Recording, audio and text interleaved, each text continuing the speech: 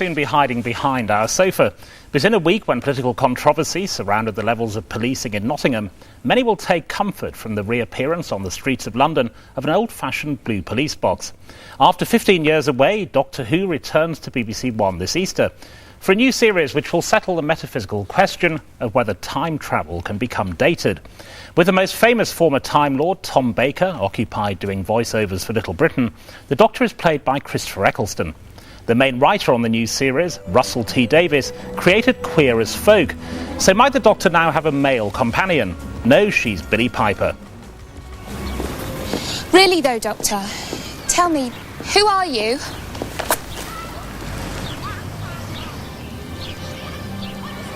Do you know, like we were saying, about the Earth revolving? It's like when you're a kid. The first time they tell you that the world's turning and you just can't quite believe it because everything looks like it's standing still. I can feel it. The turn of the Earth. The ground beneath our feet is spinning at 1,000 miles an hour, and the entire planet is hurtling round the sun at 67,000 miles an hour, and I can feel it. We're falling through space, you and me, clinging to the skin of this tiny little world, and if we let go, that's who I am. Now forget me, Rose Tyler. Go home.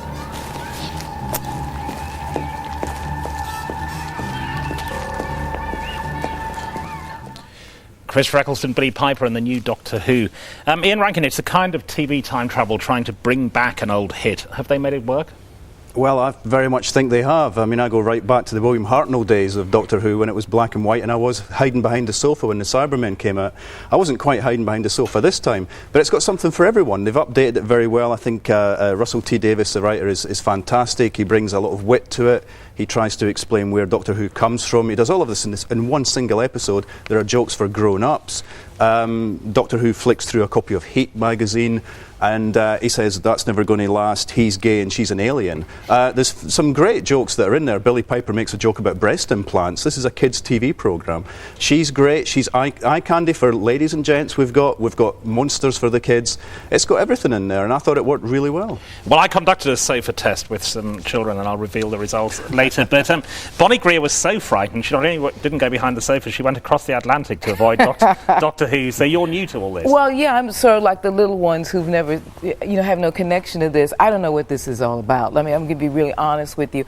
No matter, how wonderful this is, there's still genre sort of toys that have to be in this kind of thing. The thing looks really cheap. I mean, you've got to put money up there. Otherwise, it just does not work. The stuff, the toys don't work. The stories are all over the place. Who is this for? Is it for my generation? Is it for 40-somethings? Is it for babies? What is it for? They haven't made up their mind who they're talking to. That's the big problem for me. Also, I just really don't know what's going on. You need to know what's happening in this. The acting is wonderful. The writing is wonderful. But it looks thin. It just looks cheap. And this kind of thing, you can't do that with. You just can't. You want to know who it's for? It's for me and Ian and for our children. I'm sorry. Anyway, John Kerry. Well, I think the cheapness is part of the point. It's very British. I mean, the fact that it's done on a shoestring is very important. It's self-mocking. It's not to be taken too seriously. In my opinion, the cheap things were the best things. I mean, the great moment for me was when Mickey, the boyfriend, is swallowed by a wheelie bin. I mean, absolutely convincing. He touches the wheelie bin, it grabs his hand, takes him in and burps. Brilliant. That's cost nothing. And the other great moment was when the plastic arm, torn off a dummy, grabs the girl's face, grabs Rose's face. Quite frightening for kids, I think, that. Both of them very cheap effects, but very cleverly turning something innocent into something sinister. Yeah, and the big blob that controls all the plastic in the world, of course, is very like the Marmite blob, which we're now told is too scary for young kids. So you do have to ask yourself, who's the show for? I actually don't, compared to the early Doctor Who's, the effects are not cheap in this, and it's a series that's been waiting for digital the age to come along. It's been waiting for CGT so that they can actually do some of the effects that would have been impossible. The teaser that we've seen for the second episode looks fantastic. It looks like Hitchhiker's Guide to the Galaxy. Very camp, full of fantastic aliens. I think it's going to be a big hit. But, it looks like the storyboard of a movie. There is nothing in it. There's no one on the streets. There's no body around this thing at all. So it's just people talking to one another, back and forth, little stuff exploding in the background, snide little jokes. The thing about, why do you have a northern accent? Well, there is north up on the whatever the outer space. I thought, well, okay, right. This is only your first episode, Bonnie. John. I don't mind that. I don't mind that. I mean, actually, it's when it goes the other way, I think it fails. I mean, the fact that the whole of life on Earth is going to be threatened by a sort of Marmite blob, as you say, which happens to be under the pavement near London Eye, is ridiculous. And the further they get away from trying to explain where all the mystery is, the better it is. And the empty streets and the cheapness don't matter, but trying to solve the mystery of the universe and having debates with this Marmite blob about, what happened in the past and Time Lords and so on, that's the stuff I think it's full of in-jokes for people who've grown up with this kind of TV. There are Quatermass in-jokes. The fact that London is empty goes back to the Cybermen episodes of Doctor Who.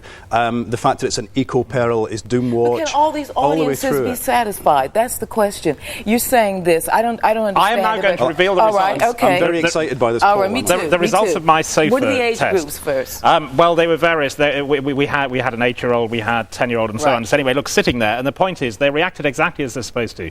They walk into the TARDIS, little police box, and they say, "Oh, it's so big inside the TARDIS," and then they come out and they do the double take, exactly the one that Billy Piper is doing. So all of that work. They were fascinated by who Doctor Who was, and I have to say here, I think they were lucky because I think that Eccleston, with not particular disrespect to other people who've done it, he's the most serious actor to do this, proper film star, proper stage actor, and I think he has got a sense of danger, which is really important to this. He's got an incredible face. I mean, for kids, that's the most important thing. He's a beautiful person, and his face is very mobile, and so is Billy Piper's. So for a kid, I mean, that's but what he's kept me also on the looking at edge of being bonkers. Yeah, he's very dark. Yeah, he's very dark. He's not near enough to being bonkers. I mean, previous Doctor Who's have been really bonkers, and that means that you feel they are the link between the real and the super real. This man's just too ordinary, I think. Oh, no. The later Doctors were eccentric rather than bonkers. You have to go back to Patrick Troughton to find a really good edge of craziness Doctor, and I think Eccleston's the best Doctor Mark, since how long Patrick did they stay Troughton. looking at it? You didn't say that. No, well, I mean, they watched the whole thing, and then they wanted to see the rest of them. Yeah. They're your kids. I can't reveal that. Oh, right. But they were voting but for they it. want to. Yeah, I mean, they wanted to see the rest of it, and I thought that was impressive, and it did work on those two levels. Also, there are the jokes for grown-ups, as Ian says.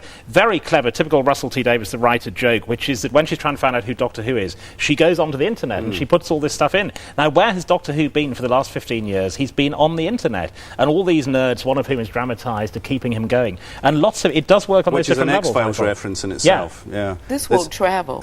Well, it might not travel, but it'll travel all around the UK. There's going to be a whole generation. It will go to other galaxies, which is the market that the BBC is interested in for this. Right, well, galaxies is where it will go.